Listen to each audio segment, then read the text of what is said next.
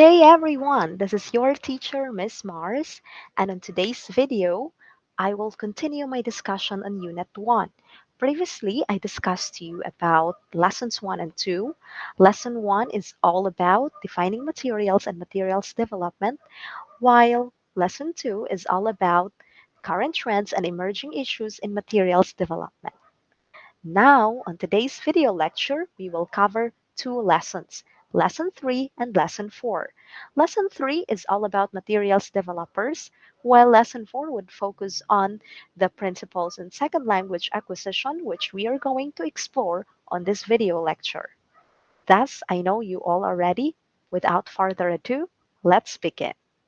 Allow me to share my screen with you so that you can view our PowerPoint presentation. All right. I know you all can see our PowerPoint presentation. So, as I told you, we are going to talk about Lesson 3, Materials Developers, and Lesson 4, the principles of second language acquisition, which definitely are relevant to the development of materials.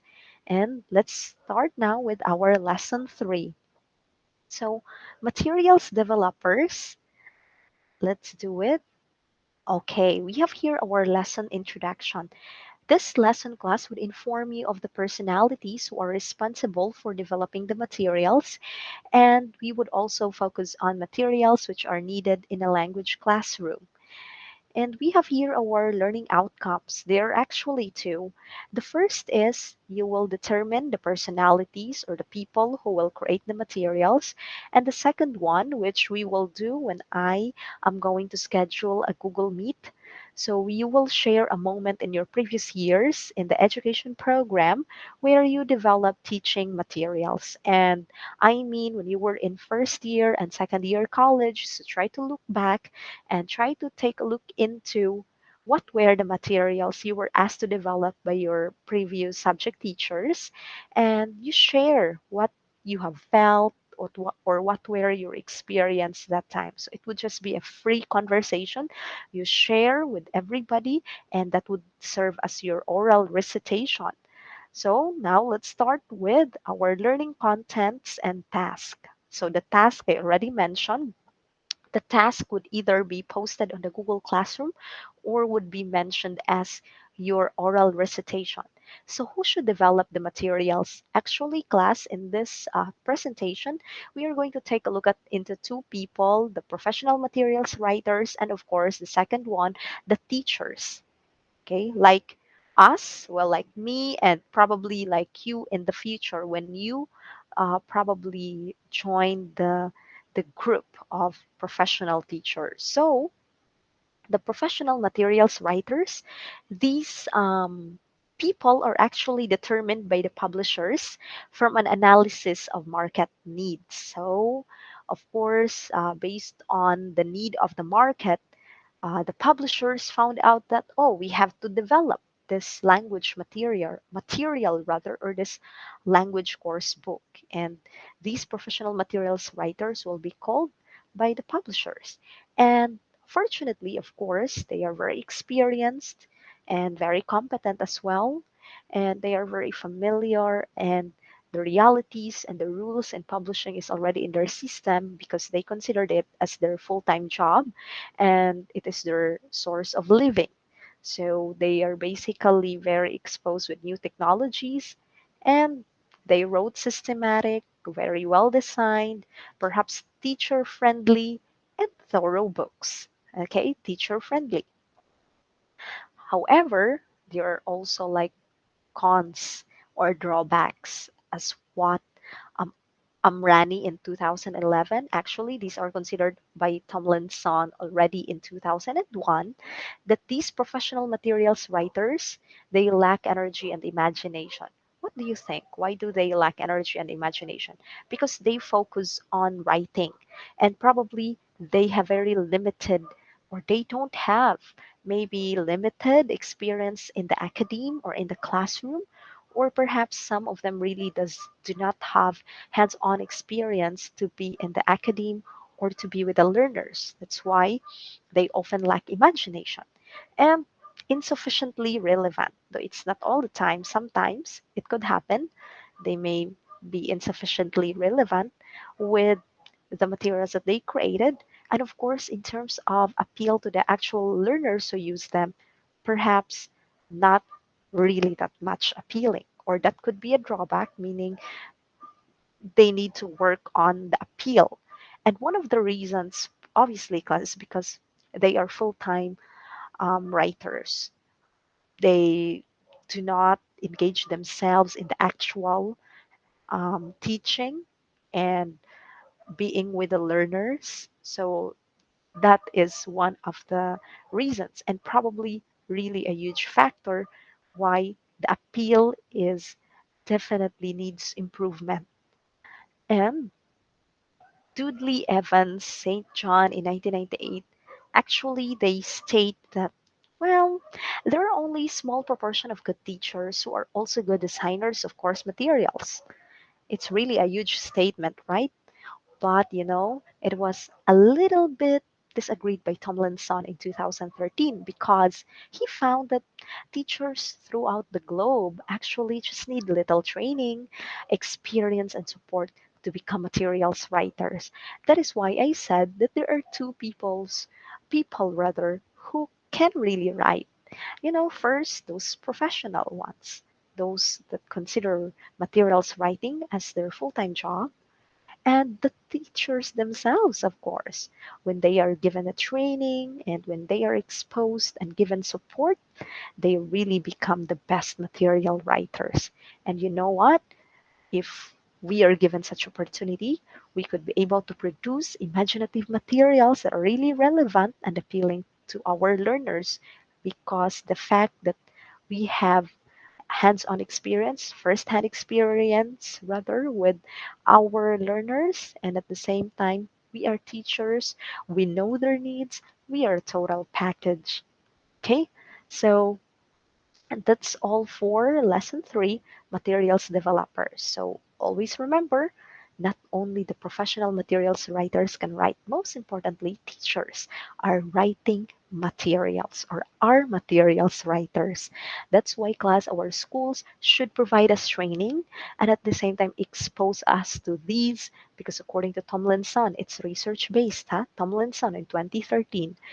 But these teachers become the most imaginative material writers, and they could produce relevant and appealing materials to their learners. So, lesson 4, the let's try to take a look at now on the principles, on the SL principles rather in SLA, so that we could come up with a relevant um, materials development. And the introduction for this lesson, it would expose you, or this lesson exposes to the different principles in second language acquisition, or the acronym is SLA. And these principles class will be your guidance in developing your materials in your language classroom. S-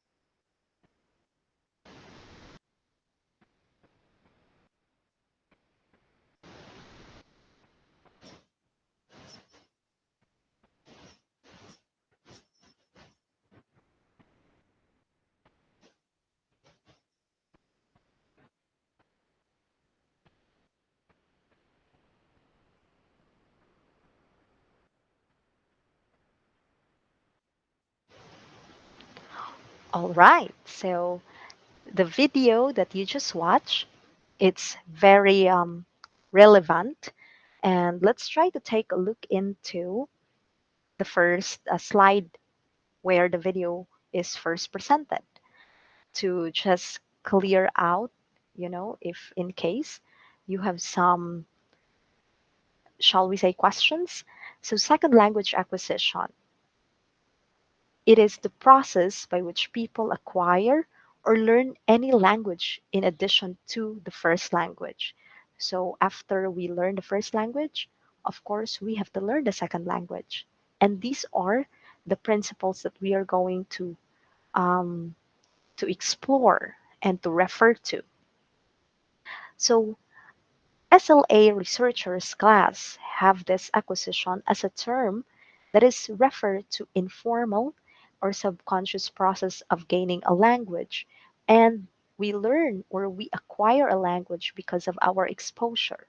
For example, if you are exposed in an English speaking community before you go to school, probably you already have acquired vocabularies, even the basic syntax, or the structure of English language, because that is your exposure.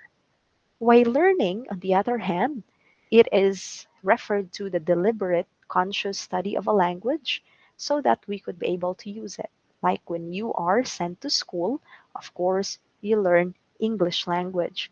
And when you learn the English language, that means you probably learn it from a teacher, and it is conscious that you are conscious that you are learning it. It's systematic and deliberate, so we follow the syllables, the syllabi, or it's very, very systematic and really follows a process. And you are conscious. That is very important. So this is just an introduction to the SLA. And let's try to take a look into what are our desired learning outcome. So after we complete this lesson, we are expected to relate the principles and theories of language learning to the development of appropriate language learning materials, and most importantly, you could provide example materials that corresponds to each principle of second language acquisition. So language acquisition actually does not require extensive use of conscious grammatical rules. As I mentioned, you naturally acquire it because of your exposure to the speaking environment. And acquisition refers to meaningful interaction in the target language, and this is the best way for you to learn or to be able to speak the language. So, speakers here are concerned not with the form of their utterances, but with the messages they are conveying and understanding. There are principles of second language acquisition, or the SLA, which are relevant to the development of materials. First class, material should achieve impact. So your material should be impactful for the learners or towards the learners. Materials should help the learners to feel at ease. Our materials should be learner friendly. And students should feel happy or should find comfort, when using your materials. Third, materials should help the learners to develop confidence. So that's, I think, very good point here, that if the material actually does not help the learners, then how would it develop their confidence? That means it should be holistic enough to develop your learners for macro skills, since we are talking about language here.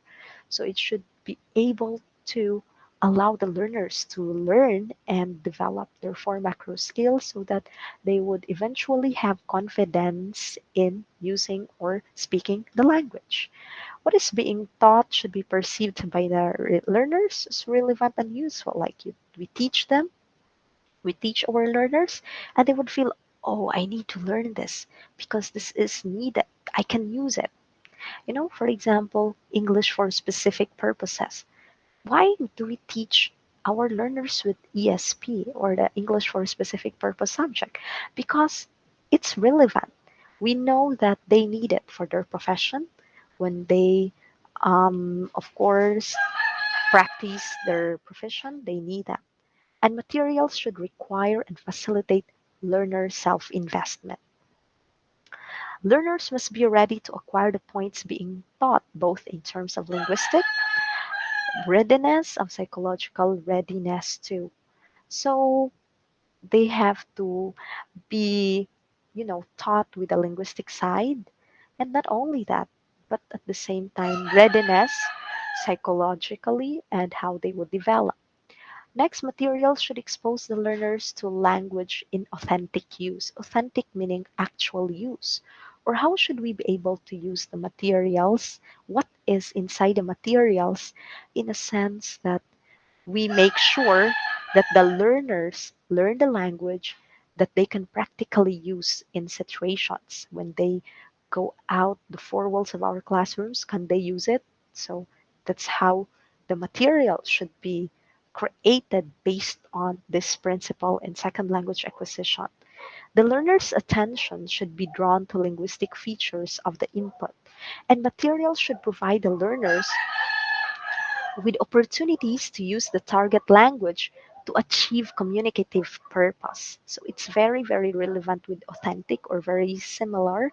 So be able to communicate. We don't just focus on, letting them read, letting them write, but how about letting them listen and at the same time communicate or speak using the language? So that should be the why we create the material, right? We should provide such for our learners. And material should take into account that the positive effects of instruction are usually delayed. Of course, we all know that the effects that students will have after the implementation of the lesson that would not be like right away, so it would take time, but at the same time we also would like to ensure that through the materials that we use there should be effect towards our learners. Materials should take also into account that learners differ in learning style, so we don't create a material that is uniform for all. Remember, it should be differentiated for every learner because every learner has different learning style. And I already mentioned about learning style in the previous video. Material should take into account as well that learners differ in affective attitudes, which is very important, the way we have an emotional connection or towards our materials or the way the learners will have an emotional attitude towards the materials also differ. And materials should maximize learning potential by encouraging first intellectual, aesthetic, emotional involvement, which stimulates the right and left brain activities. So it should be holistic. Not only we are trying to develop or give them activities that would hone the right brain, but at the same time the left brain. And materials should provide opportunities that would allow them to have feedback, outcome feedback. Like, for example, the materials that we create should allow the teachers or should probably the students themselves would be able to see the feedback. Okay, based on the activities given, maybe we can have some, answer key, okay, or answers to activities portion of our materials if we are creating course books or module. And materials should help the learner to develop cultural awareness and sensitivity. It's very, very important because as of now, we have diverse culture and that's it, that is the reality. We all come from different background and the likes. Thus it should be sensitive enough for every learner. Materials also should reflect the reality of language use. So how language is used or the um, corpus linguistics, how it is used in reality or in everyday situation, how it is practically used by people in that specific context. Materials should help learners to learn in ways also similar to the circumstances in which they will have to use the language. So, as you notice, there are some principles here that are really interconnected with one another. For example, this one, it's a little bit repeated already in terms of its meaning or in terms of its um, gist, and they will have um, we should allow the materials to help the learners to learn in ways that they would have experience while they use the materials. They will have experience as to how it should be used in a specific scenario or situation.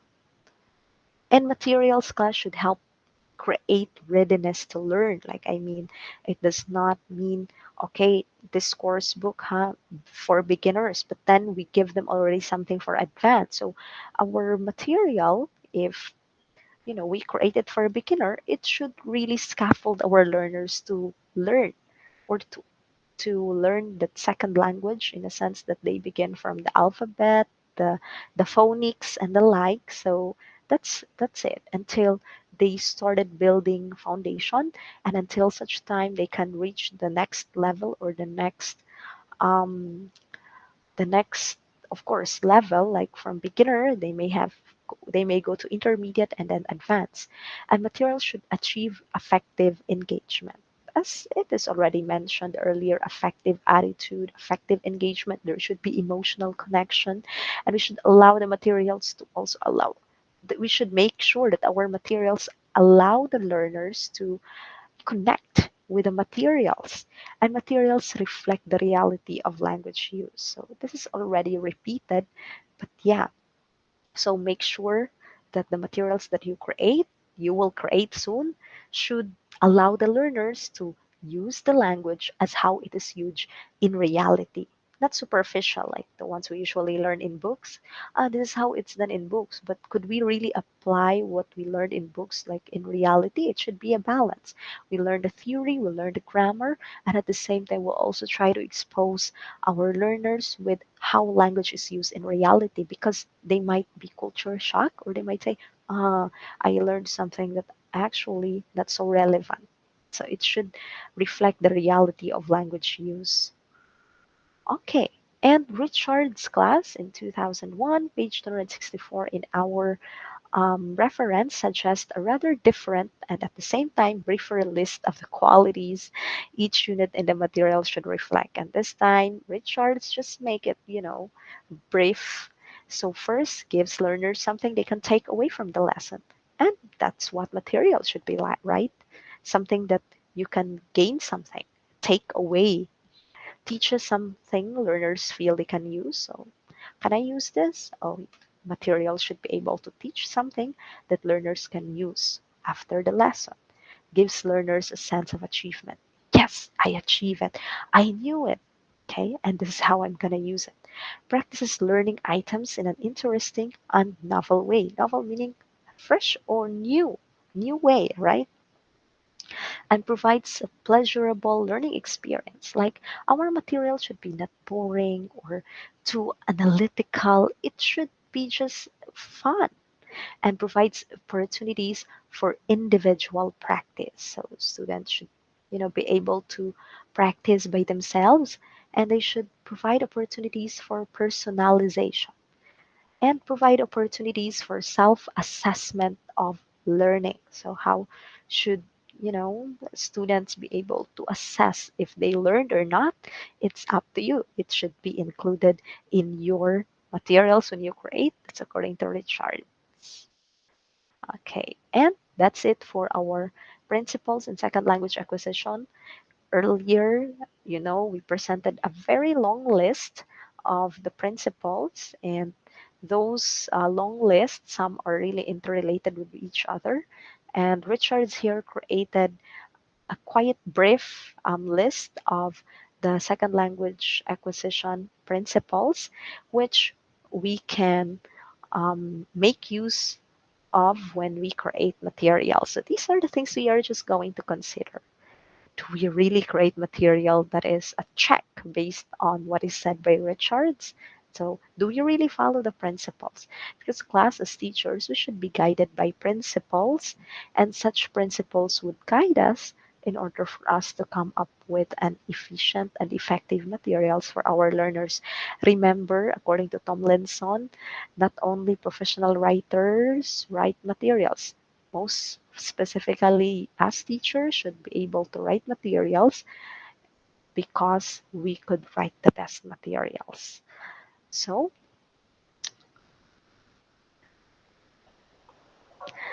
thank you very much for joining with me on this video lecture, and I hope class you learned a thing or two. Now we finished talking about lessons 3 and 4, and on the next video class, I will share with you lesson 5. So I hope you all are okay. Keep safe, everyone, and God bless us all. Bye.